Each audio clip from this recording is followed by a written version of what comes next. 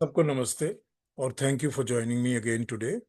हम गीता के 18वें अध्याय पे बात कर रहे हैं और हमने शायद अम, कितने नंबर श्लोक कर लिए ऑलरेडी। हम जो अब शायद 13 से स्टार्ट करेंगे आज। तो 13 श्लोक हमने कर लिए हैं और we are working on it now. तो पहले लास्ट हफ्ते मैंने एक मंत्र के ऊपर बात की थी जो कि प्रातः इंद्र वाला मंत्र था। प्रातः अग्नि प्रातः इंद्र वाला मंत्र। तो वही प्रातः वाले मंत्रों के ऊपर ही मैंने पिछली बार अग्नि, इंद्र, मित्र, वरुण इन सब पे बात की थी। तो अब मैं आगे उसी का सेकंड मंत्र पढ़ता हूँ। ये भी ऋग्वेद का मंत्र है। ये ऋग्वेद के 741 का सेकंड मंत्र है। 7वां मंडल, 41वां अध्याय और दूसरा मंत्र। तो इसको पढ़ के सुनाता हूं आपको।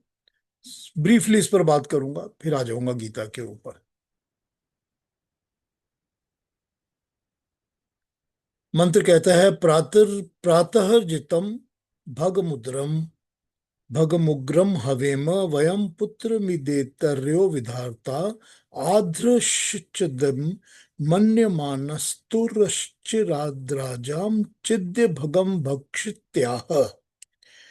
ये कहता है, सुबह के समय प्रातः वेला में जितम हम अपने तप, पुरुषार्थ, परिश्रम, अपना तप, अपनी मेहनत, अपने पुरुषार्थ और परिश्रम, ठीक, इससे जीते हुए, जो इससे करके हम जीतते हैं, विन करते हैं, उसके जीते हुए उग्रम, तेजस्वी, उत्कृष्ट और पवित्र साधनों से प्राप्त भगम ऐश्वर्य को, धन को चाहते हैं, बुलाते हैं, धारण करते हैं।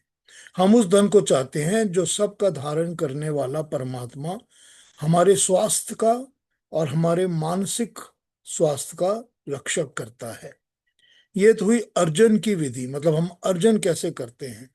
जो सेकंड लाइन है वो कहती है, जिसके संबंध में आद्रह, सब प्रकार के धारण करने योग्य और सेवन करने योग्य, इति आह, मन्य मानह, माननीय, लोकहित के कार्यों में लगा हुआ, तुरह, अज्ञान को नष्ट करने वाला, चित्त, और राजा शासक जो भी है उनके भी धन को, उनके भी लिए मैं सेवन करूं या राष्ट्र का सेवन करूं। तो ये प्रार्थना जो है छोटी सी, हम सुबह करते हैं मॉर्निंग में, जो ये कहती है कि हमारा दिन कैसे बीते। तो हम फर्स्ट मंत्र में हमने तो उसको अग्नि, इंद्र, मित्र, वरुण, अश्विना वगैरह को हमने याद किया, परमात्मा को नमस्कार की। सेकंड मंत्र में हम कहते हैं कि आज जो हम अपने पुरुषार्थ, परिश्रम, मेहनत करके जो हम कमाई करते हैं, धन कमाते हैं, हे परमात्मा, हमको उस धन कमाने के लिए, भगम ऐश्वर्य को बुलाने के लिए हम तुझे प्रार्थना करते हैं, प्रार्थना करते हैं, तेरा पूजन करते हैं। और हम चाहते हैं कि वो जो धन हम कमाएं, हम कैसे खर्च करें, कि हम इस खर्च को करने के लिए धन को कमाएं। दोनों बातें समझ लीजिए इसमें। तो खर्च कैसे करें? खर्च करें ताकि मेरा अज्ञान, मेरा मानसिक स्वास्थ्य और मेरा शारीरिक स्वास्थ्य बना रहे, मेरा अज्ञान दूर हो, मुझे ज्ञान मिलता रहे। मैं हर दुर्बल की आर्द्र, जिनको करने योग्य है, जिनकी सेवा करने योग्य है, चाहे वो लाचार लोग हों, चाहे निर्धन लोग हों, चाहे दुर्बल हो, दुखी हों, जो भी हों, उन लोगों की मदद कर सकूं, राष्ट्र की मदद कर सकूं और अज्ञान का नाश कर सकूं। तो इस कारण से मैं धन की कमाई करना चाहता हूं। अब देखिए,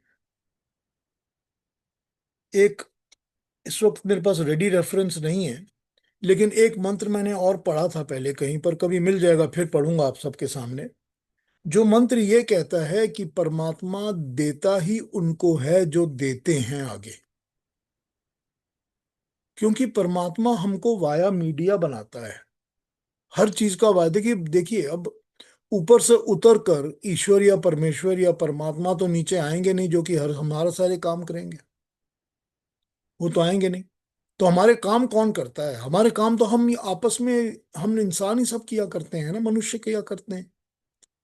तो हम कैसे करते हैं?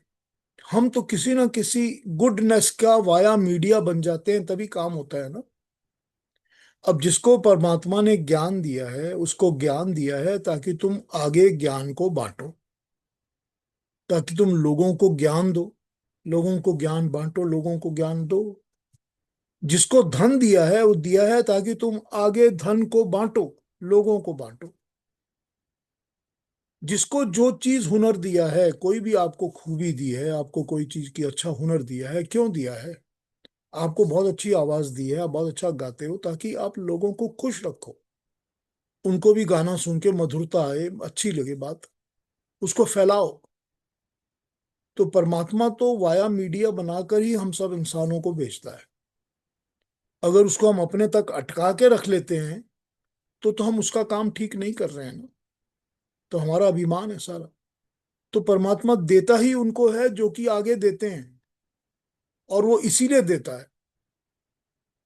तो ये बड़ा इंटरेस्टिंग है कि हम सुबह प्रार्थना करते हैं कि परमात्मा हमारे को कमाई, हमारी जो कमाई होनी चाहिए वो वही होनी चाहिए जो हमको तप, मेहनत, परिश्रम से मिलती है। एक तो हम ये प्रार्थना करते हैं। हमको गलत कमाई चाहिए नहीं, गलत पैसे बनाने ही नहीं हमने। और वो कमाई हमारे लिए ऐसी हो जैसे कि भगम, ऐश्वर्य वाली हो, हमको सब किस्म का आराम दे, हमको मानसिक स्वास्थ्य भी दे, शारीरिक स्वास्थ्य भी दे, और अज्ञान से दूर करे। ठीक है ना? अब देखिए, कमाई जो होती है वही तो शारीरिक स्वास्थ्य देती भी है, और शरीर के अंदर बुराइयां भी देती है। क्योंकि हम कमाई करते हैं और कमाई करके सारा पैसा शराब पीने में लगा देते हैं, तो शरीर का अच्छा तो नहीं ना कर रहे। कमाई तो हम कर ही रहे हैं ना। तो कमाई करने की प्रार्थना वो है कि हम शरीर को अच्छा स्वस्थ रखने के लिए, और मानसिक स्वस्थता के लिए, गंदे कामों के लिए नहीं, गलत कामों के लिए नहीं, मानसिक स्वस्थता और अज्ञान को दूर करने के लिए हम कमाई को यूज करें।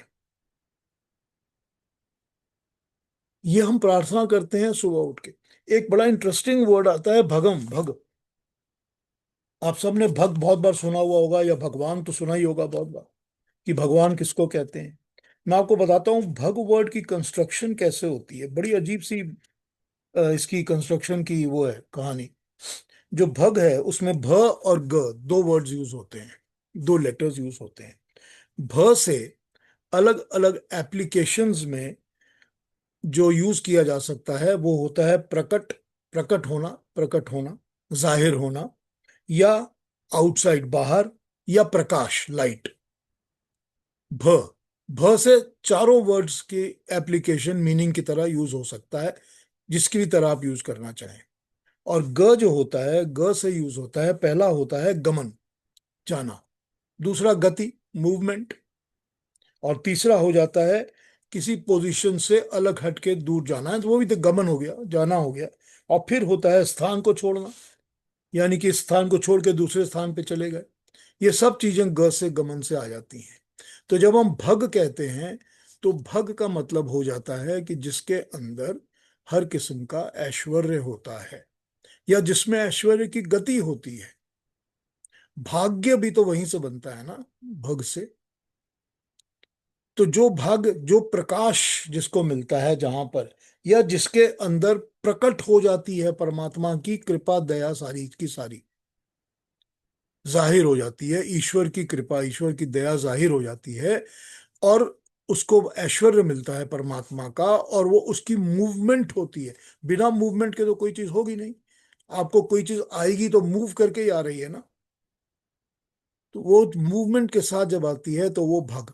और जिसके अंदर भग होती है, यानी कि जिसके अंदर वो ऐश्वर्य होता है, हम उसको भगवान कहते हैं, भगवाला, या भगवती कहते हैं, जिसके अंदर भग होता है।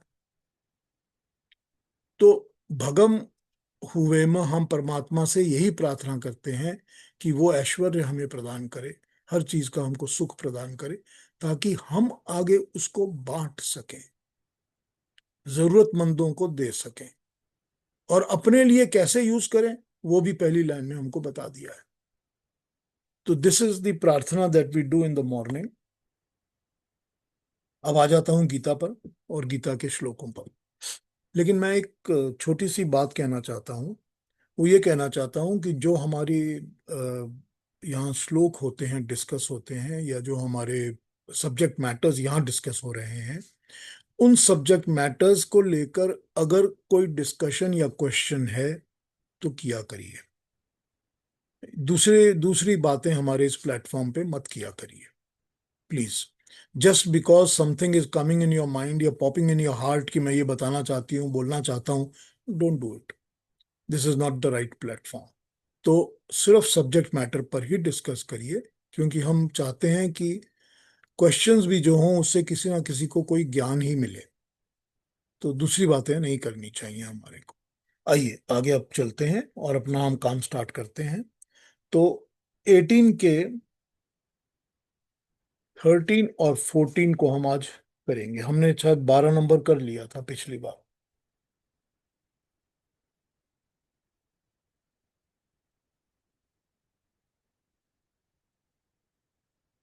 हमने कर लिया था ना पिछली बार 12। हाँ जी। हाँ जी सर, 12 हो गया था। हाँ तो चलिए अब 13 एंड 14 पढ़ते हैं अलका जी, आइए। हाँ जी। पंचेतानि महाबाहो कारणानि निबोध मे सांख्ये कृतान्ते प्रोक्तानि सिद्धये सर्वकर्मणाम् अधिष्ठानं तथा कर्ता कर्ण च पृथग्विदम् विविधाश्च पृथक् चेष्टा दैवीं चैवात्र पंचमम्। Thank you so much Alka ji. बड़े इंटरेस्टिंग श्लोक हैं दोनों।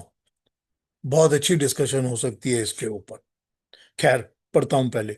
नंबर 13 हमको कहता है, हे महाबाहु अर्जुन, कर्म का फल जिन कारणों से मिलता है उन कारणों को सांख्य सिद्धांत में बताया गया है कि वे 5 कारण हैं।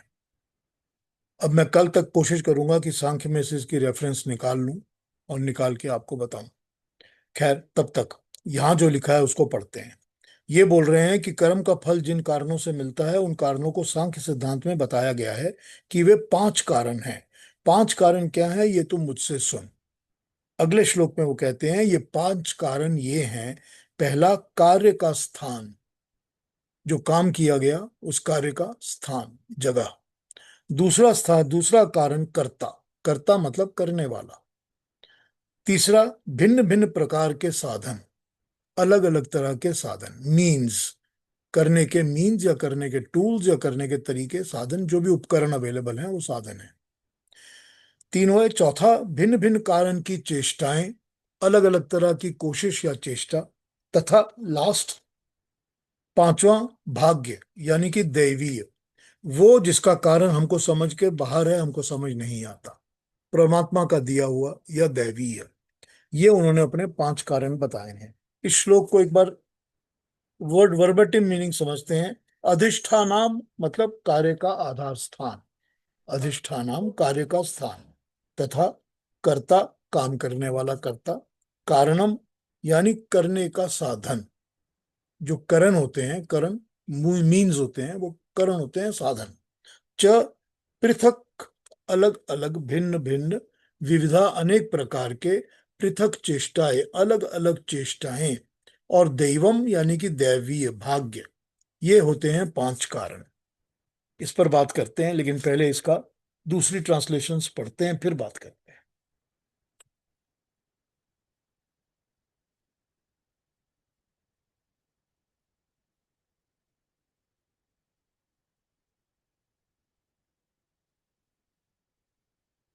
In the branch of learning known as Sankhya, which prescribes means of neutralizing all actions, the 5 factors have been mentioned as contributory to the accomplishment of all actions.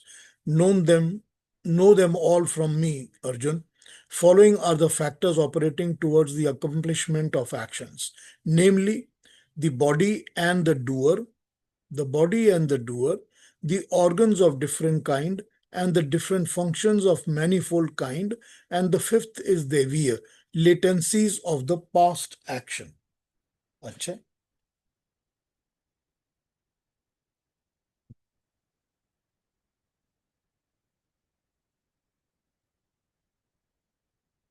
हे महाबाहु, संपूर्ण कर्मों की सिद्धि के लिए पांच कारण सांख्य सिद्धांत में कहे गए हैं, वो तो मुझसे सुन। इस विषय में कर्ता यानी कि करने वाला या उसका मन, कर्ता का मन जो उसके मन में आता है, अलग अलग करण यानी पृथक पृथक करण जिनके द्वारा काम किया जाता है, यदि शुभ पार लगता है तो विवेक वैराग्य शम दम त्याग अनवरत चिंतन की प्रवृत्तियां करण होगी। यदि अशुभ होगा तो काम क्रोध राग द्वेष लिप्सा ये सब करण होंगे, इनके द्वारा प्रेरित होना।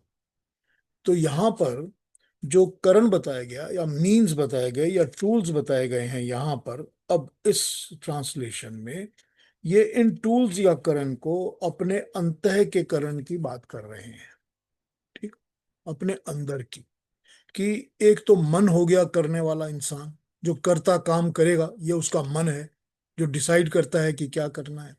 और एक हो गया उसके करण यानी करने के टूल्स या मीन्स। और मीन्स में क्या आता है कि जिसका मन तो शुभ होगा, अच्छा होगा, वो करेगा विवेक से वैराग्य से शम दम त्याग इन सब चीजों से काम करेगा, कंट्रोल करके करेगा, त्याग करके करेगा, विवेक के साथ करेगा, नॉलेज के साथ करेगा, वैराग्य की भावना से करेगा। और जिसके मन अशुभ होगा वो काम क्रोध राग द्वेष लोभ इनसे काम करेगा। तो ये यहाँ पर इन्होंने करण को डिस्क्राइब इस तरह किया है।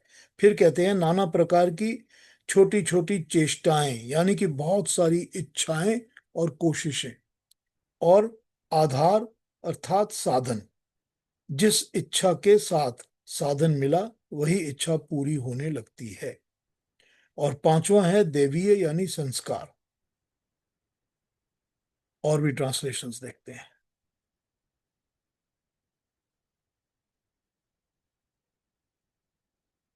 हे महाभाव, सब पदार्थों की वैज्ञानिक रूप से ठीक ठाक गणना करने वाला सांख्य शास्त्र के सिद्धांत में सब देही मात्र की कार्य सिद्धि के लिए पांच कारण कहे गए हैं, सो तू मुझसे सुनकर जान।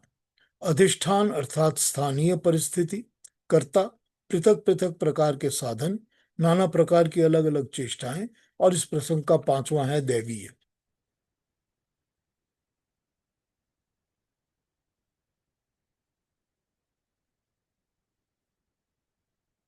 सांख्य सिद्धांत के सब कर्मों की सिद्धि में ये पांच हेतु ही कहे गए हैं, इनको तू सुन। अधिष्ठान शरीर, कर्ता करने वाला जीवात्मा। तो यहां पर शरीर और जीवात्मा, करने वाला जीवात्मा और शरीर, पृथक पृथक अलग अलग करण यानी इंद्रियां एक्सेट्रा, पृथक पृथक चेष्टाएं कर्म करने की चेष्टाएं, और पांचवा भाग्य यानी कि दैवीय। कर्म का अभिप्राय है कर्म करने का साधन, कर्म करने के कारण। जो कर्म कर निर्माण करते हैं वो पांच हैं। पहला अधिष्ठान, अधिष्ठान का अर्थ होता है आधार, परंतु यहां अधिष्ठान का अभिप्राय होगा शरीर। तो जब शरीर ले लिया यहां पर, तो पहला कारण जो अधिष्ठान लिया, या हमने जिसको स्थान कहा, जगह या स्थान, या ये कहा जाए उसका बेस पॉइंट, या ये कहा जाए उसका शरीर। तो अगर हम शरीर कहेंगे तो उसका यहां पर मतलब हो जाएगा या उसका अपना मन। मन भी है जो शरीर ही है, शरीर तो मन के हिसाब से काम करता है, तो यहां आ जाएगा मन। नंबर टू हो जाएगा कर्ता यानी कि करने वाला चेतन, कॉन्शियस करने वाला जीवात्मा, क्योंकि कर्म तो जीवात्मा ही प्रेरित करता है, जीवात्मा ही कहता है कि कर्म करो, कि कर्मों को प्रेरित करो। अगला हो गया करण। करण का मतलब है शरीर में कार्य करने के साधन। ये 13 साधन है, 13, 10 इंद्रियां, एक अभ्यंतरिक इंद्रिय, एक मन और एक बुद्धि। अब ये कैसे उसको डिस्क्राइब कर रहे हैं 13 को? ये कहते हैं कि 10 तो हमारी इंद्रियां होती हैं, यानी कि 10 हमारी वो इंद्रियां जो कि पांच कर्म की इंद्रियां और पांच ज्ञान की इंद्रियां, आंख कान नाक वगैरह हाथ पांव सब मिला के जो ज्ञान वाली 5 इंद्रियां हैं और कर्म करने वाली 5 इंद्रियां हैं, तो ये 5 और 5 10 इंद्रियां, तो 10 हो गई। मन हो गई, बुद्धि हो गई, और उसके बाद हो गई अंदर की एक कहते हैं जिसको अभ्यांतरिक इंद्रिय। अब अभ्यांतरिक इंद्रिय मन के अलावा क्या है? मन के अलावा भी अभ्यांतरिक इंद्रिय तो जीवात्मा ही है, क्योंकि जीवात्मा होती है वही काम करना के लिए प्रेरित करती है, इच्छा लगती है, उसके अंदर ही इच्छाएं होती हैं। फिर ये कहते हैं अगला, चेष्टा अर्थात कर्म करने की प्रवृत्ति, रुचि, स्वभाव से बनती है जो रुचि वो रुचि। और लास्ट कहते हैं देवीय यानी भाग्य। भाग्य से अभिप्राय है पूर्व जन्म के, पहले जन्मों के कर्म फल। इस प्रकार के अच्छे धर्मयुक्त अथवा बुरे कर्मों के 5 कर्मों से ही इनके कर्म फल होते हैं। अब यहां पर हम क्या समझ रहे हैं? हम समझ रहे हैं कि कर्म फल जो मिलते हैं उनके 5 कारण होते हैं, 5 कॉज या 5 रीजंस या 5 अलग अलग कॉज रीजन होते हैं। तो 5 कारण क्या होते हैं? 5 कारण यानी कि कर्म फल किस चीज से इन्फ्लुएंस होता है, क्योंकि हमको कर्म फल तो मिलते ही हैं, और कर्म फल से हम कभी सोचते हैं ऐसा क्यों मिला, या ऐसा क्यों मिला, या ये क्यों हुआ, या वो क्यों हुआ। लेकिन उसके अंदर जो कर्म फल मिलता है उसके अंदर हमको कौन सी 5 चीजें हैं जो उसको इन्फ्लुएंस करती हैं, ये बहुत इंपॉर्टेंट है समझना। क्योंकि तब हमको समझ में आएगा कि हमको कर्म फल क्यों मिल रहा है, या कोई भी कर्म फल हमको क्यों मिला है।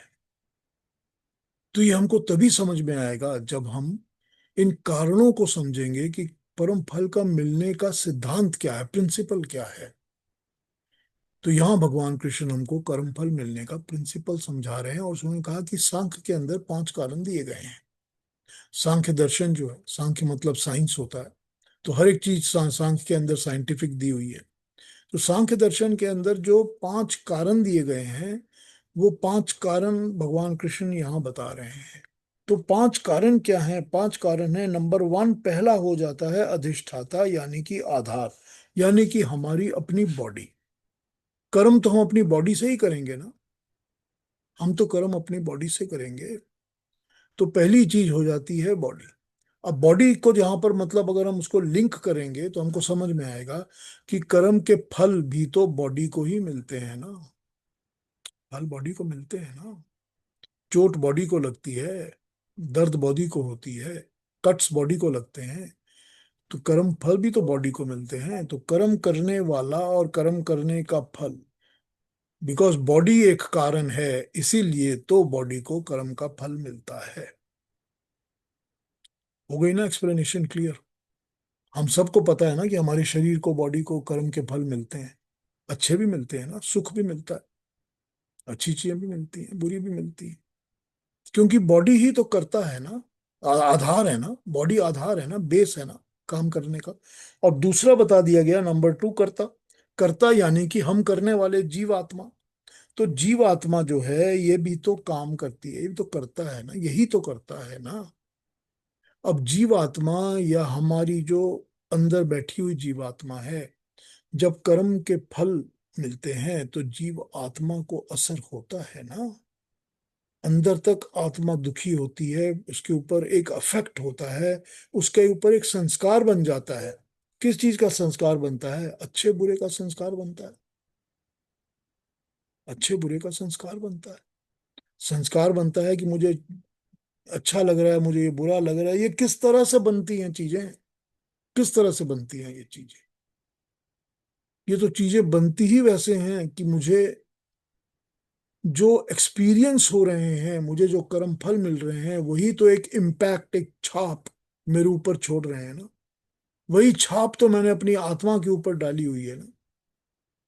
तभी तो हम देखते हैं कुछ दुखी आत्माएं होती हैं, कुछ सुखी आत्माएं होती हैं। कुछ लोग हमेशा ही खींचे रहते हैं, कुछ लोग हमेशा खुश रहते हैं। कुछ लोग खुशी बांटते हैं, कुछ लोग हमेशा गलती काम करते हैं, उनकी गलत की तरफ ही प्रवृत्ति होती है। क्यों? क्योंकि उन आत्मा के अंदर संस्कार बैठ जाते हैं। किसके संस्कार बैठते हैं? संस्कार उस चीज के बैठते हैं जो वो भोग करते हैं, जो उनको मिलता है। और भोग कैसे मिलता है? ये उनका कर्म फल है। आत्माओं का कर्म फल। तो शरीर, आत्मा, करेक्ट। और तीसरे नंबर पर आ जाता है करण। करण का मतलब होता है हमारे सब के सब साधन, हमारी इंद्रियां, हमारा मन, हमारी बुद्धि, करेक्ट, एवरीथिंग। तो ये जो साधन है, हम कर्म तो इनके थ्रू ही करते हैं ना। तो हम जब कर्म इनके थ्रू करते हैं तो ये भी तो कर्म का फल भोगेंगी, क्योंकि कॉज और रीजन तो यही है। तो मन को भी तो दुख होगा, अकल को भी तो आघात लगेगी। अकल भी कभी काम करेगी, कभी काम नहीं करेगी। और इंद्रियां तो ऐसा ही हैं, कभी काम करती हैं और कभी डल हो जाती हैं और कभी खत्म भी हो जाती हैं। फिर वो इंद्री काम ही नहीं करती। और वो इंद्रियों के कर्म फल हैं जो इंद्रियों को मिल रहे हैं। अब आप कहेंगे कि इसको सेग्रीगेट या सेपरेट तो हम कर नहीं सकते, क्योंकि अगर इंद्री को कर्म फल मिलेगा तो आत्मा को भी दुख होगा, और शरीर तो इंद्री का ही पार्ट है, तो शरीर को भी दुख होगा। होगा होगा होगा। लेकिन कर्म फल तो समझना पड़ेगा ना, कि कैसे मिल रहा है और कैसे कैसे मिल रहा है, किन कारणों से, किन रीजनों से, किन रीजन के साथ वो कर्म फल मिल रहा है। और फिर तीन के बाद चौथा बता दिया इन्होंने, चेष्टा, प्रवृत्ति या चेष्टा या स्वभाव, कि मेरी जो एफर्ट है जो मैं कर रहा हूं, एफर्ट्स। अब इसमें एक बहुत जरूरी चीज हो जाती है कि एफर्ट्स जो हैं वो कलेक्टिव भी हो सकते हैं।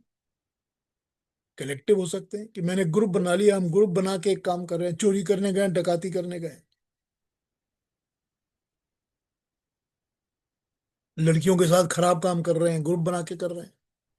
या ग्रुप बनाकर हम साधुपना का काम कर रहे हैं, अच्छा वर्ड स्प्रेड कर रहे हैं, भजन मंडली बनाई हुई है हमने, ज्ञान बांट रहे हैं। ये चेष्टा जो होती है ना, एफर्ट जो होता है, वो फिर एफर्ट का भी तो कर्म फल सबको मिलता है, उस एफर्ट को मिलता है ना। तो आप अच्छा करोगे तो आपको अच्छा मिलेगा, आप बुरा करोगे तो आपको जेल मिलेगा, पनिशमेंट मिलेगी। अच्छा करोगे तो फिर वो अच्छा फल मिलेगा, आपको ज्ञान मिलेगा, आशीर्वाद मिलेगा लोगों का।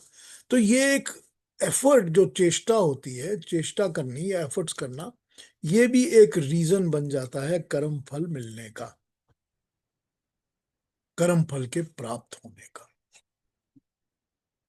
तो ये चेष्टा भी एक रीजन हो जाती है। और जब वो कलेक्टिव एफर्ट होता है, कलेक्टिव चेष्टा होती है, सामूहिक चेष्टा होती है, तो फिर उसका कर्म फल सामूहिक होता है। तो फिर अभी बोल रहे हैं ना, इतने सारे लोग एक ही बिल्डिंग में बाढ़ में कैसे गिर जाते हैं, वो सामूहिक कर्म फल होता है जो सामूहिक कलेक्टिव ही मिलना होता है सबको। और फाइनली, फाइनली ये बताते हैं कि ये होती है दैवीय यानी भाग्य, जो हमको समझ में नहीं आता। अब दैवीय और भाग्य जो है वो उस चीज में आ जाता है जो कि हमको ultimately we can not understand, कि हमको पल्ले नहीं पड़ा कि ये क्यों हो गया और कैसे हो गया।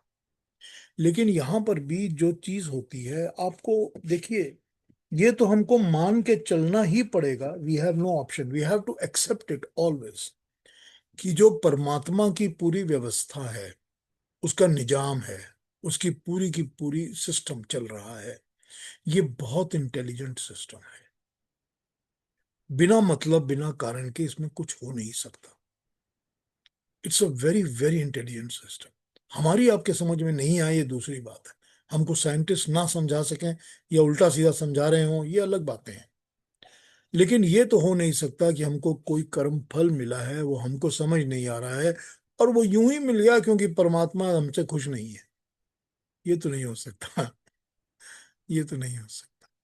ये तो नहीं हो सकता कि मेरे को माँ लक्ष्मी खुश नहीं है तो दया नहीं कर रही है, ये खुश है, ऐसा ऐसा नहीं होता। ये देवीय है जो हमको समझ में नहीं आता। ये भाग्य जो हमारा बना हुआ है, ये हमारी किस्मत जो बनी है, वो किस्मत भी तो हमने अपने कर्मों से बनाई है ना। ये भी तो हमने अपनी कर्मों से बनाई है। तो ये किस्मत और ये भाग्य और जो जलने वाली चीजें हैं, ये सब हमारे पुराने जन्मों के कर्मों से बनी हुई है।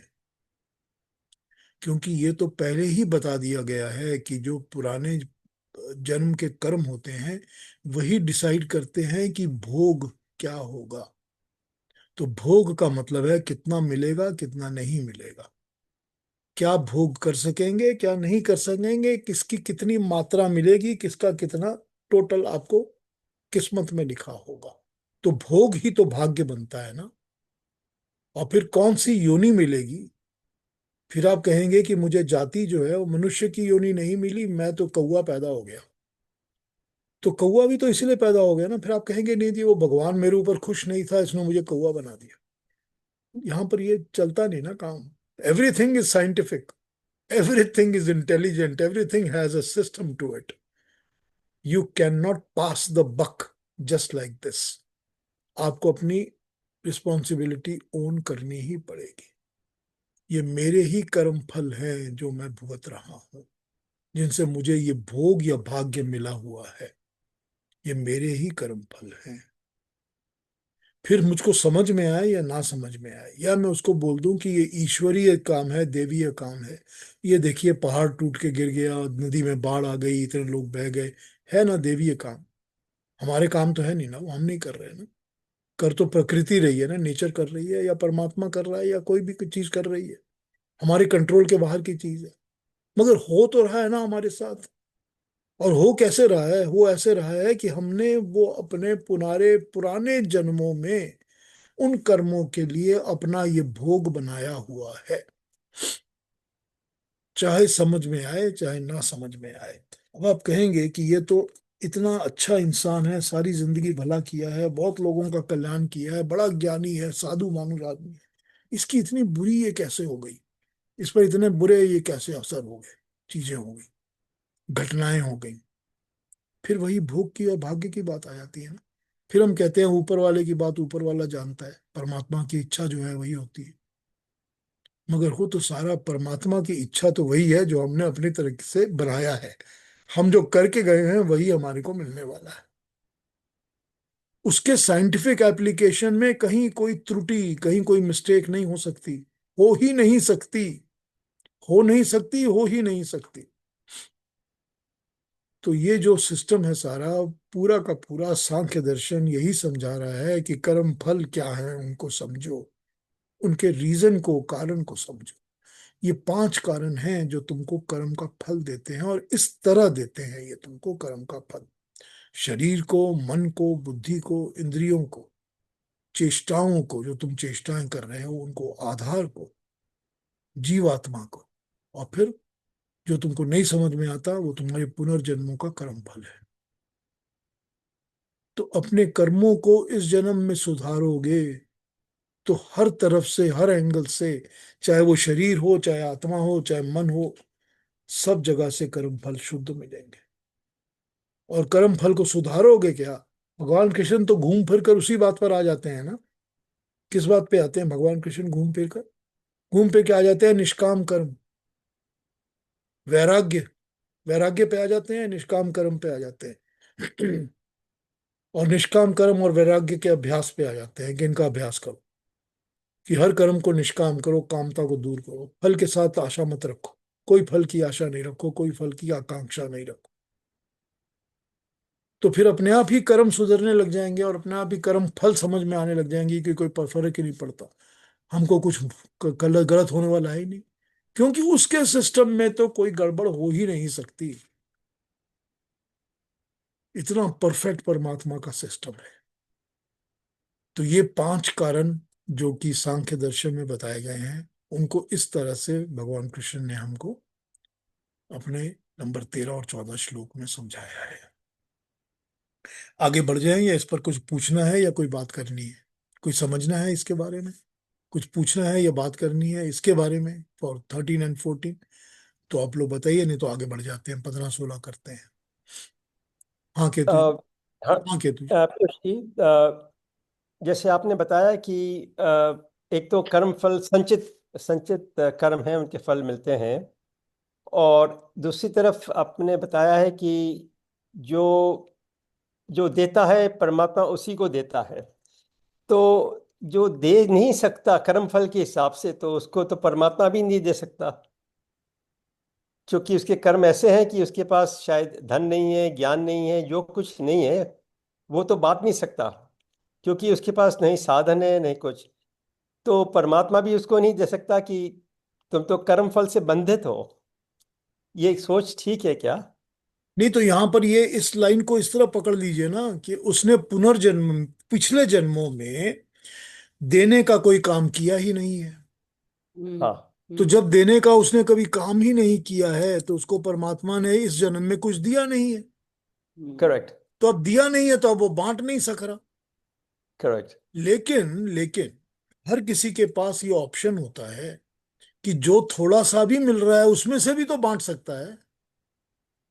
यस। ये ऑप्शन तो हर एक के पास होता है ना। हम्म। होता ही और है। हर एक के पास कोई ना कोई नॉलेज तो होता है ना। मैं अगर मट्टी खोदता हूँ सारा दिन तो कम से कम मट्टी खोदने का स्किल तो मुझ में आता है ना। तो मैं लोगों को मट्टी खोदने के बारे में तो बता सकता हूँ कि भाई ऐसे खोदो, ऐसे मत खोदो, या तुमको जब खुदवानी हो मुझे बुला लो, मैं खोद दूंगा। ठीक है ना। कुछ तो दे सकता हूं ना मैं। भगवान तो देने वाले को ही देता है ना। तो अब यहां पर तो कर्म फल थे तभी तो नहीं मिला ना। क्योंकि नहीं किया तो नहीं मिला। तो कर्म फल ही थे ना। तो भगवान, हाँ, बात मैं आपकी समझ गया। तो जरूरी नहीं है कि भगवान जिस जो देता है उसको उसी जन्म में देगा, वो आने वाले जन्म में देगा, भविष्य में कभी भी देगा। यही तो संचित होता है कर। ना। देखिए देखिए, इस जन्म में जो भी मिला है वो पिछले जन्मों का मिला है। तो पिछले बिल्कुल। जन्मों के रेफरेंस में तो ये भविष्य हो गया ना। हाँ, बिल्कुल। तो अब भविष्य में हमको ये मिल गया। अब भी तो जब हमको अगला मिलेगा वो भविष्य होगा। लेकिन कर्म फल के मिलने की एक बहुत बड़ी थ्योरी ये है कि उसके लिए एक भूमि तैयार होनी चाहिए। फल पनपने के लिए उसकी एक जमीन, उसकी एक भूमि तैयार होनी चाहिए। जब उसका मौका ठीक होता है तभी कर्म फल मिलता है। ठीक। अगर आपको लुढ़कना है तो लुढ़कने के लिए फिसलन तैयार होनी चाहिए। फिसलन नहीं होगी घर बैठे बैठे तो आप लुढ़क नहीं जाएंगे। तो फिर आपको कहीं जाना होगा, वहां फिसलन होगी, पाँव फिसलेगा तभी लुढ़केंगे, क्योंकि लुढ़कना लिखा हुआ था। तो वो भूमि तैयार होगी तभी वो काम होगा। तो भूमि तैयार, जो कर्म फल संचित होते हैं, जमा किए हुए होते हैं, पुराने होते हैं, उनकी भूमि तैयार होना जरूरी नहीं है एक जन्म में ही हो जाए। ये जरूरी नहीं है। कई बार बहुत जन्म लग जाते हैं। कई जन्मों के बाद फिर भूमि तैयार होती है। फिर जो जो भी मिलता है वो उसकी भूमि तैयार है, उसका फल फल मिल गया। फिर हमको समझ में नहीं आता कि कैसे मिल गया, क्या हुआ ये।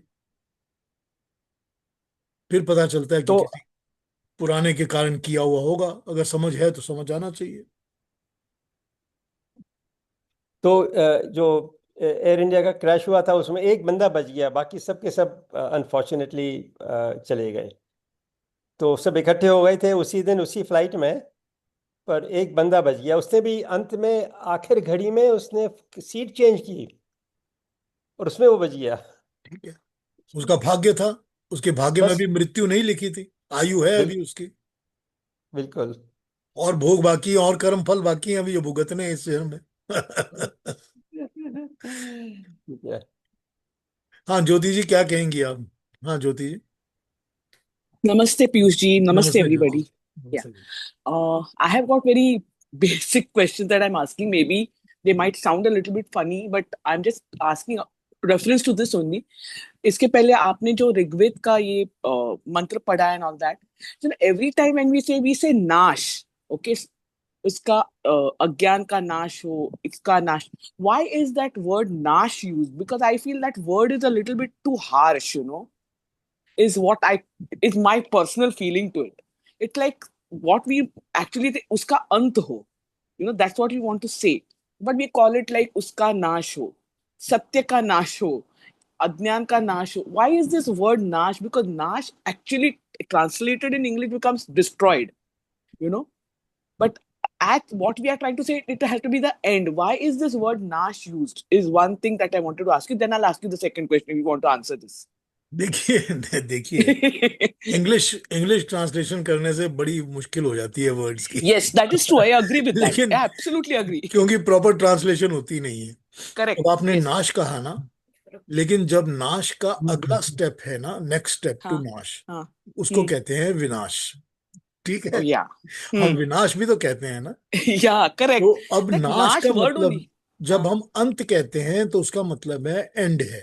ठीक है, correct, correct. लेकिन हम एंड भी एक तरह से यूज कर सकते हैं कि किसी भी चीज का, किसी भी अज्ञान का अंत हो गया, मतलब Hmm. इट हैज एंडेड और फिनिश्ड। Correct, लेकिन जब correct. हम नाश कहते हैं तो उसका मतलब है उसको हमने जड़ मूल से उखाड़ के फेंक दिया। हाँ, ठीक है, okay. तो नाश हो गया। मतलब जो अज्ञान है, या अज्ञान का जो कॉज है, उसको बिल्कुल उखाड़ा निकाला और निकाल के एकदम खत्म कर दिया, तो वो हाँ, नाश हो हाँ. गया। अगर हम उसको Hmm. कहेंगे विनाश, तो उसका मतलब we have made an extra effort, कि हमने उसको पूरी तरह से डिस्ट्रॉय कर दिया। Yes, yes. तो ये तीनों चीजें अज्ञान के लिए, depending upon what the characteristic of अज्ञान इज, तीनों Hmm. चीजें हो सकती हैं अज्ञान के लिए। Yeah, बताइए true. आप, next question. Yeah, this is what I mean. I thought that word is a little bit, but you told me very correctly what you're trying to say. I mean, I thought it must be the जड़ से निकलने वाले इसके लिए नाश का ये हुआ है. I mean, I thought, but I wanted your view also about it. Okay. The second is a basic question about Bhagavad Gita I wanted to ask, which was there in my mind from since which I have joined, and I always had this in my mind. Bhagavad Gita, who heard it? Only Arjun heard it. Sanjay heard it, who told it to Dhritarashtra. Okay, nobody else heard. Why did Bhagwan think of only? I mean, okay, he wanted to tell Arjun. I know the basic of it, but उस time पे किसी और को भगवत गीता पता ही नहीं थी. So they were not behaving as per Gita at all, right? नहीं नहीं, देखिए, जो I तो, might be phrasing it नहीं wrongly, नहीं, or सुनिए सुनिए I hope you understood what I am trying to say. सुनिए सुनिए सुनिए Hmm. सुनिए। जो संजय था, उसको Hmm. तो दिव्य दृष्टि Correct. ऋषि व्यास ने दी थी। Hmm. ठीक है, सो ऑब्वियसली ऋषि व्यास के पास तो दिव्य दृष्टि थी, तभी उसने Sorry. संजय को दी थी। Yeah. और गीता का जो बोलने का काम है वो भगवान कृष्ण ने किया है, लेकिन स्क्रिप्ट करके, डॉक्यूमेंट करके गीता को लिखने का काम तो व्यास ऋषि ने किया है। Yes. करेक्ट। Yes. तो इसका मतलब है कि while Sanjay was listening to it, so was Vyas Rishi also listening to everything. Yeah. Correct. Right. So Vyas Rishi is listening and documenting it. तभी तो महाभारत के अंदर उन्होंने गीता को इंक्लूड करके उसको भी लिखा हुआ है। Right. Right. तो फिर इसका मतलब है कि भगवान कृष्ण प्रोबेबली ये जानते हैं, जानते थे कि व्यास ऋषि इसको सुन रहे हैं, और वो इसको लोगों में, पब्लिक में फैला देंगे। Hmm. ठीक है। Hmm. तो और दूसरी बात यह है कि जब कोई एक, मैं जैसा समझता हूं, as I can understand, Hmm. कि जब कोई गुरु, any guru that is Hmm. Of the grade of Bhagwan Krishna, Yeah. अपने किसी भी चेले को, या अपने किसी भी अच्छे समझने सीखने वाले को कुछ समझाना सिखाना चाहते हैं, Hmm. तो now I might be in a position, or as I can understand that what भगवान Krishna would have done is कि उन्होंने तो ये नॉलेज जो है बोला कम होगा, ज्यादा उन्होंने उसके दिमाग में डाउनलोड कर दिया होगा। हो सकता है. Yes. तो ये अगर देखिए, होता है ऐसा, होता भी है ऐसा। मैंने कई Hmm. बार ये चीज पर्सनली अनुभव की हुई है कि मैं जब किसी की बात सुनता हूँ इंटेंसली, स्पेशली कोई बहुत ज्ञानी लोग जो होते हैं, Hmm. मैं उनकी Hmm. बहुत बातें इंटेंसली सुनता हूँ, तो उनकी बोली 4 बातों में से मुझके 12 और समझ में आ जाती हैं। Yes. तो Yes. जब समझ में आ जाती हैं तो वो मेरे अंदर डाउनलोड हो रही है ना। Yeah. उन्होंने उन्होंने इम्प्लाइड और अनइम्प्लाइड तरीके से वो बात मुझे बता दी। अब Hmm. ये उसको कभी, एक बार ऐसा हुआ था, तो हमारे यहाँ पर कनाडा में, in Hmm. Canada we use to have a very learned Vedic knowledgeable human being. उनका नाम था तुलसी राम जी। उनकी Okay. लास्ट ईयर 102 ईयर्स की एज में डेथ हो गई है। मैं Wow. उनके पास Okay. जाता था, उनको मिलता था, उनके पास बैठ के बातें किया करता था, just Hmm. Because I use to learn from him always. Hmm. उनके साथ बैठकर मैंने पूरा योग दर्शन पढ़ा हुआ है, word to Hmm. Word.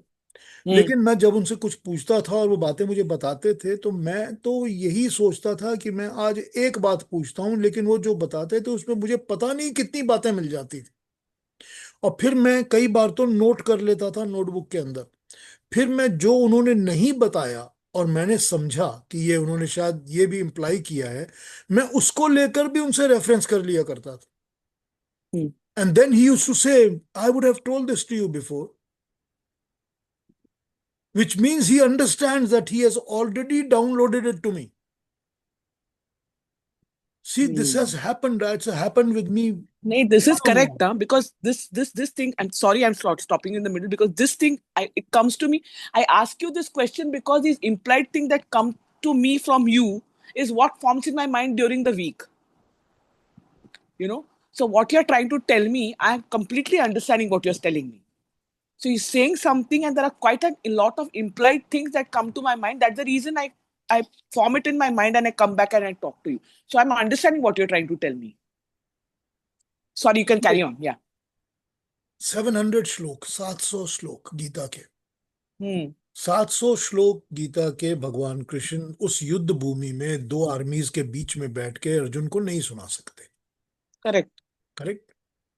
Possible नहीं है। फिर ये Hmm. कहेंगे कि वो तो योगी भगवान थे और उनके अंदर तो ये पावर्स थी, तो उन्होंने सारी एटमॉस्फेयर को या पूरे टाइम को रोक दिया।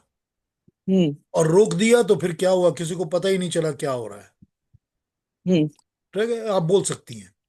Hmm. लेकिन मुझे ये लगता है कि सबको पता था कि भगवान कृष्ण अर्जुन को कुछ समझा रहे हैं, और उस वक्त जो संजय था उसके लिए तो टाइम नहीं रुका था ना। Right. वो तो Absolutely right. Verbatim verbatim Dhritarashtra को एक एक एक एक बात बता रहा है, सारी की सारी जो हो रहा है। Right. तो फिर टाइम तो चल रहा था ना उसी तरह से। लेकिन जो भगवान कृष्ण ने डाउनलोड किया अर्जुन के दिमाग के अंदर, कुछ बातें उन्होंने बोली, कुछ उन्होंने नहीं बोली। कई लोग, कितने लोग जो गीता के नॉलेजेबल ज्ञानी लोग होते हैं, वो कहते हैं कि सेकंड चैप्टर, चैप्टर नंबर 2, 11वें श्लोक से शुरू करके is the only one he spoke in the on that युद्ध भूमि।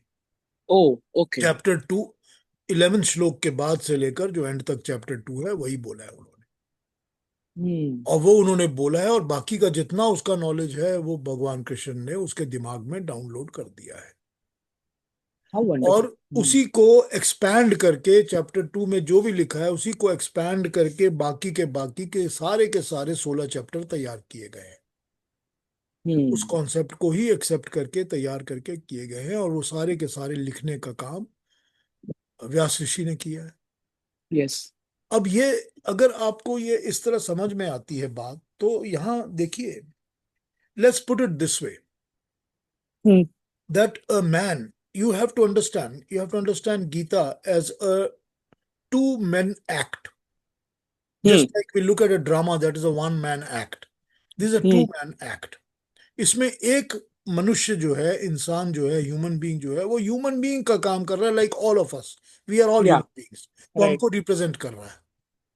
और दूसरा ह्यूमन बीइंग जो है वो भगवान की बात को रिप्रेजेंट कर रहा है, ईश्वर की, परमात्मा की बात को रिप्रेजेंट कर रहा है।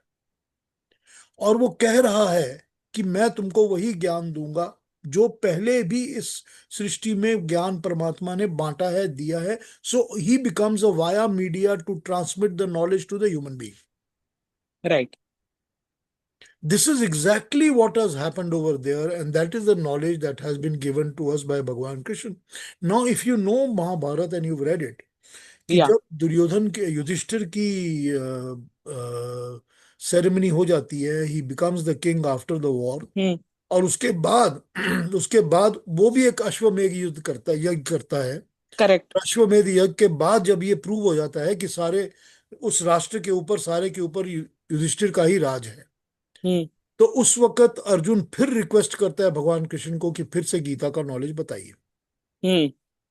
गीता से भगवान Krishna says I can't do it. At that time, I was a receiver. I was getting the thing from the God and I gave it to you. I am not a receiver at this moment. I can't do it. Hmm. अगर ये सारी की सारी उन्होंने अपने तरीके से समझा के बातें बताई हुई होती तो फिर बताने में उनको कोई प्रॉब्लम ही नहीं थी। Yes. तो ये देखिए, we have to understand, you have to make ends meet and understand how this whole thing is and how the knowledge has been passed on to us. Hmm. और Very interesting. ये एक और बात होती है कि जो एबल या डिजर्विंग होगा उसी को तो मीडियम बनाया जाएगा ना। Yes. That is उसी की तो हम बात 100% कर true. रहे हैं ना, अभी हम तो Hmm. उसी की बात कर रहे थे ना, कि जिसके पास ज्ञान होगा वही तो ज्ञान बांटेगा। करेक्ट। जिसके पास धन होगा वही धन बांटेगा ना। हम्म। तो जब वो उसके पास ये था, एबिलिटी थी भगवान कृष्ण के पास, तभी तो वो परमात्मा का मीडियम बना और उसने हमको बांटी है एक नॉलेज की बातें। हम्म।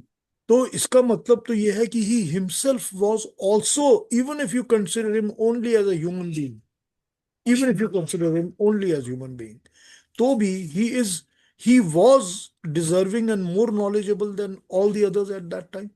करेक्ट। तो वो दे सकते थे नॉलेज आपको। तो नॉलेज भी तो अर्जन की है ना उन्होंने। Hmm. He has also gained it ना। ट्रू। ठीक है ज्योति जी। Yes, absolutely true.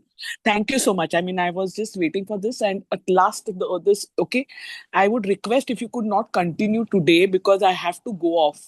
But I don't mind if you continue. I'll hear it in the recording. That is okay with me. कोई बात नहीं, Because कोई बात। yes, yeah. I mean, that's just a request. I mean, you know can go problem, ahead. No problem. Yeah, I नहीं, just आज thought I'll बातें कर लेंगे, बाकी के क्वेश्चंस ले लेंगे। हाँ, because अगला मुझे श्लोक कल निकलना है। करेंगे। I had some guests coming in at 9 o'clock. कोई बात So नहीं, अभी बातें कर yeah, लेते हैं थोड़ी देर। so I हाँ thought बताइए। I just yeah. कोई बात नहीं। हाँ जी, और कोई Thank कुछ you. पूछेंगे? Anybody else has to ask anything? जो भी बातें हुई, डिस्कशन हुई है आज इसके बारे में। युक्ता जी, आप कुछ पूछना चाहती थी शायद। अ, हाँ जी पीयू जी, मैं ये पूछना चाह रही थी कि ये जो आपने 5 वो बताए हैं कर्म के, मतलब कर्ता और करण और सब चेष्टा जो भी है, भाग्य में जो लिखा है, या कर्मों के फल हैं पिछले जन्मों के भी और इस जन्म के भी, तो इसमें प्रार्थना या दुआएं या पश्चाताप, उससे क्या फर्क पड़ेगा? कि भी यदि किसी ने अपनी गलती का पश्चाताप किया, या वो जो कोई बीमार है तो लोग उसके लिए प्रेयर कर रहे हैं, दुआएं कर रहे हैं, तो क्या वो कम हो जाएगा उसका असर, उस मतलब भोगने का? नहीं युक्ता जी, देखिए, जो पश्चाताप होता है या प्रार्थना होती है, पश्चाताप क्या होता है? पश्चाताप भी तो एक कर्म है ना। हाँ जी। करने वाला भी तो मन है, ये अंदर की आत्मा है ना। तो पश्चाताप ये होता है कि मैं दोबारा ये गलतियां कभी नहीं करूंगा, आई एम वेरी सॉरी। ये है ना पश्चाताप। हाँ जी। हाँ जी। या मैं अपनी गलतियों की माफी मांग रहा हूँ। हाँ, कि मेरे मुझसे गलती हो गई। हाँ। हाँ ठीक है ना। उसका सबसे पहला मतलब ये होता है, नंबर वन, कि आप इस चीज को रिपीट नहीं करेंगे, कि उस गलती से आपने या कल गलत कर्मों से आपने मुंह मोड़ लिया। पहला तो ये हो गया। हाँ जी। हाँ जी। दूसरा ये हो गया कि कम से कम आपके अंदर ये ह्यूमिलिटी आ गई है कि मैं अपनी गलती की माफी मांग रहा हूं। हम्म। अगर ह्यूमिलिटी नहीं है तो आपके अंदर अभिमान है। अभिमान तो आपको माफी मांगने नहीं देगा। अभिमान तो माफी मांगने नहीं देगा ना। हाँ जी। हाँ ह्यूमिलिटी जी। मांगने देगी जो आपके निर्मल शरीर मन होगा, तभी तो आप माफी मांगेंगे ना। ठीक। तो दो बातें तो इसमें आपको समझ में आ गई। हाँ लेकिन फिर जी। ये भी एक कर्म है, तो इस कर्म का भी तो एक कर्म फल होगा। तो हम्म। अब होगा ये कि जो आपने गलत काम किए हैं, जिसके लिए आप भगवान पर पश्चाताप कर रहे हो, जब उनका कर्म फल मिलेगा, मिलेगा तो जरूर, वो तो खत कटेगा ही नहीं। तो जब उसका कर्म फल मिलेगा तो आप उस कर्म फल को सहन करते वक्त ये समझ जाओगे कि ये मेरे ही कर्म फल का था, इसके लिए मैं पश्चाताप कर चुका हूं, पर मुझे कर्म का फल मिल रहा है, तो मुझे भुगतना है, और आप बड़े आराम से उसको भुगत लोगे। हम्म। उसको रोज उसको लेके रोज ची चा पै पै नहीं करोगे। ठीक। क्योंकि आपको पता है कि मैं इसके लिए पश्चाताप कर चुका हूं, मैंने ये कर्म किया है, मुझे इस कर्म का फल मिल रहा है। तो यहां तो हो गया पश्चाताप। प्रेयर्स जो होती हैं, वो प्रेयर्स भी तो एक तरह से एक कर्म फल ही, कर्म ही है ना। हम जब भी प्रेयर करते हैं, भगवान का नाम लेते हैं, स्तुति करते हैं, प्रार्थना करते हैं, ईश्वर को याद करते हैं, हम कर्म कर रहे हैं ना। हम क्या कर्म कर रहे हैं? हमने अपने मन को, अपनी इंद्रियों को, करेक्ट, अपनी बुद्धि को, अपने शरीर को एकाग्र कर लिया ना, कॉन्सेंट्रेटेड कर लिया। हम फिर इधर उधर भटक नहीं रहे ना, कोई गलत चीज नहीं सोच रहे, कोई गलत काम नहीं कर रहे, कहीं हमारी इंद्रियां जा नहीं रही इधर उधर, हमारा मन भी नहीं भटक रहा, बुद्धि भी नहीं भटक रही, शरीर भी कोई गलत काम नहीं कर रहा। वो भी तो एक कर्म है ना। तो जब हम ये कर्म करते हैं, तो उस वक्त के लिए आप 2 मिनट करते हो, 10 मिनट करते हो, 2 घंटे करते हो, उस टाइम के लिए तो आप एक शुभ कर्म में लगे हुए हो ना, अच्छे कर्म में लगे हो ना। तो उस अच्छे कर्म का तो अच्छा कर्म फल मिलेगा, और बुरे कर्मों से आप बच जाते हो। मतलब गलत कर्म कर भी रहे हो नहीं भी कर रहे, या जो भी ऐसे कर्म है गलत गलत बुरे कुछ नहीं है, नॉर्मल है, उन सब से बच जाते हो, अच्छों में लग जाते हो, शरीर मन बुद्धि इंद्रियां सब कुछ लग जाती हैं। तो ये तो होता है प्रेयर्स का असर। हाँ जी। और यदि प्रेयर किसी और के लिए करते हैं, मतलब तो हम एक ही बात है, ट्यूशन, बात तो यदि, एक ही है ना, हाँ जी। बात तो एक ही है ना। हम उसके लिए भी तो हम अपने मन में एक इच्छा रख रहे हैं ना, किसी के लिए प्रेयर कर रहे हैं, तो हम भी तो उसके लिए प्रेयर कर रहे हैं कि परमात्मा इसका भला करो। अच्छा कर रहे हैं ना, बुरा तो नहीं कर रहे हैं ना, हमारा मन तो अच्छे कर्म कर रहा है ना, हम्म। मन भी अच्छे कर्म कर रहा है, बुद्धि भी कर रही है, आत्मा भी कर रही है। पर वो तो फिर हमारा कर्म हुआ ना, वो तो फिर हमारा कर्म हुआ कि हम अच्छे कर्म कर रहे हैं। तो हाउ अबाउट की अदर पर्सन जिसके लिए हम प्रार्थना कर रहे हैं? तो उसके लिए आप प्रार्थना कर रहे हो क्योंकि आपकी ये आपका अच्छा वो है, नेचर अच्छा भाव है, इफेक्ट है, लेकिन उसके कर्मों का तो फल उसको मिलेगा ना, उसके कर्मों को तो कट नहीं सकता कुछ भी। हम्म। ये हो सकता है कि हम सब किसी को बताते हैं भाई हम सब तुम्हारे लिए प्रेयर कर रहे हैं, हम्म। तो वो सोचेगा मेरे लिए क्यों प्रेयर कर रहे हो भाई, हम इसलिए प्रेयर कर रहे हैं ताकि तुम्हारे जो कष्ट हैं तुम्हारी जो प्रॉब्लम्स हैं वो ठीक हो जाए। तो अब उसके मन में भी ये बात आएगी कि चलो इतने लोग जब प्रेयर कर रहे हैं तो मेरे कष्ट कट जाने चाहिए, ठीक हो जाने चाहिए, तो उसकी भी थिंकिंग उस तरह की हो जाएगी, तो ये उसका कर्म होगा। ठीक। जी। हाँ जी, हाँ जी।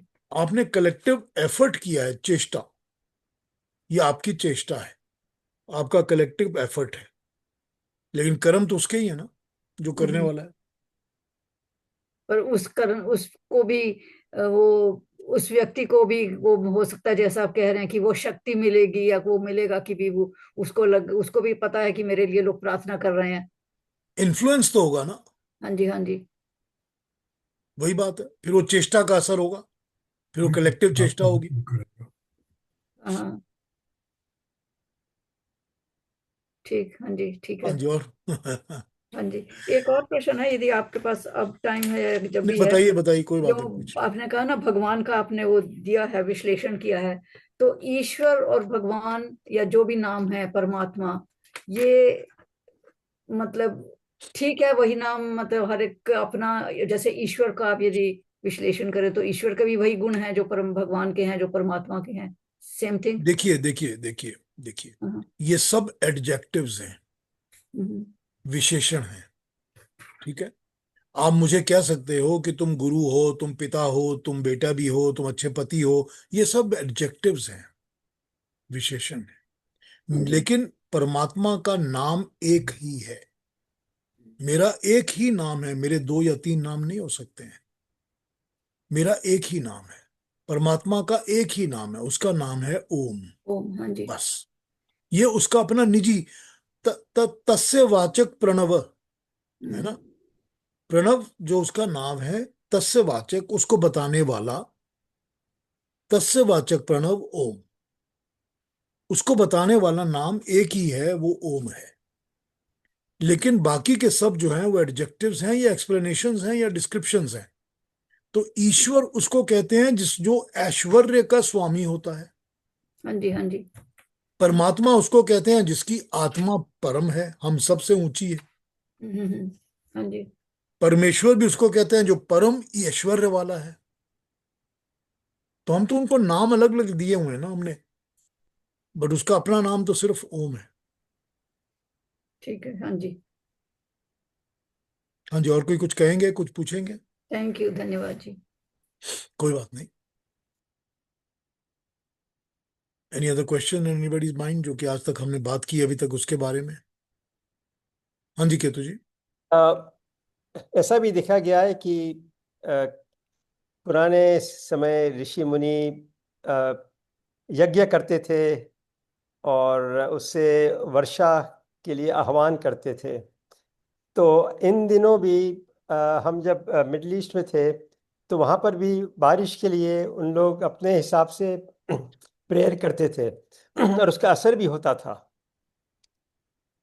तो जो सामूहिक जो चेष्टा है, सामूहिक प्रेयर्स हैं, उसका असर होता ही है बिल्कुल किसी न होता है, किसी। हाँ। बिल्कुल, क्योंकि वो कर्म है ना, जब सब मिलके कर्म कर रहे हैं तो उसका असर तो इफेक्ट तो होगा ना, कॉज एंड इफेक्ट तो चलता ही है हमेशा, वो तो नियम है ना, होगा जरूर।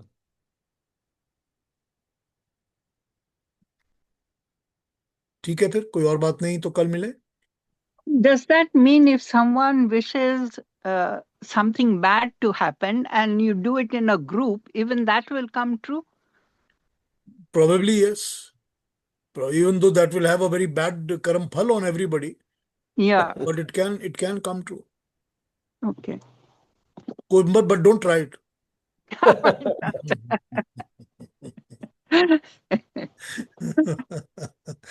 ठीक है, चलिए कल मिलते हैं फिर सेम टाइम। पीयूष जी बहुत अच्छा लगा आज। थैंक यू इंदिरा बहन, thank you very much, thank you. सबको प्रणाम, कल मिलते हैं, कल बात करेंगे, ठीक है। Thank you, जैसे thank आपने you, बोला thank you. वैसे अंदर उतर गया, एकदम अंदर। Thank you. Thank you Indira बहन, थैंक यू सो मच।